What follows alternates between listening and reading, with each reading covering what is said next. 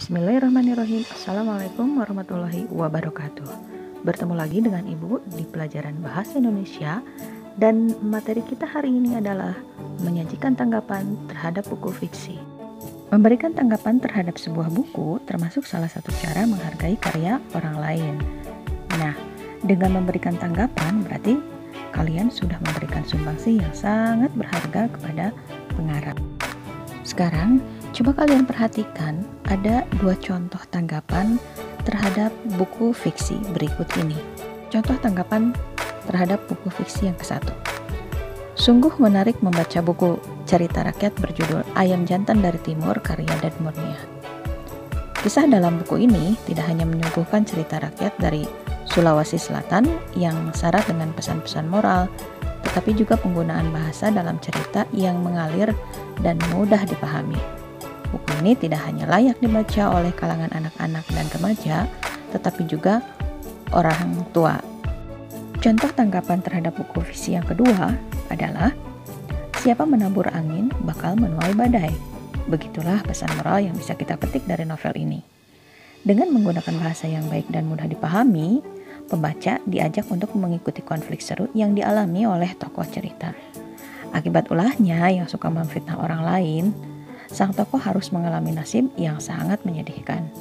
Dari kedua contoh tanggapan terhadap buku fiksi tersebut, bisa kita lihat bahwa kita bisa melakukan tanggapan terhadap sebuah buku fiksi melalui bahasa yang digunakan, isi cerita, atau pesan-pesan moral yang disampaikan oleh pengarang kepada pembaca.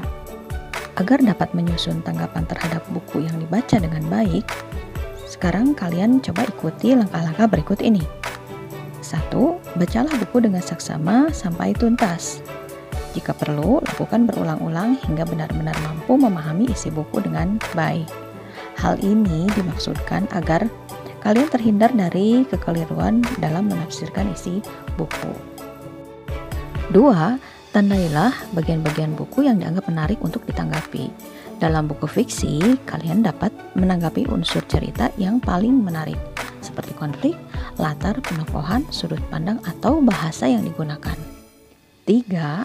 Susunlah tanggapan secara objektif terhadap unsur buku dengan alasan yang logis atau masuk akal. Tanggapan bisa berupa pujian atau kritik terhadap kelebihan dan kekurangan sebuah buku. Jika perlu, sertakan bukti tekstualnya agar tanggapanmu benar-benar meyakinkan dan dapat dipertanggungjawabkan, menggunakan bahasa yang santun tentunya.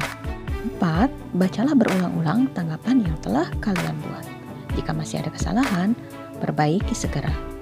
Untuk latihan, kalian baca kutipan novel Sang Pemimpi karya Andrea Hirata yang akan Ibu bagikan di grup kelas kalian masing-masing.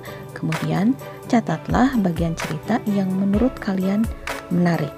Kemudian kalian susun tanggapan terhadap kutipan novel tersebut sesuai dengan langkah-langkah yang sudah Ibu jelaskan sebelumnya. Demikian untuk materi kita hari ini, mudah-mudahan bermanfaat dan kalian bisa memahaminya dengan mudah.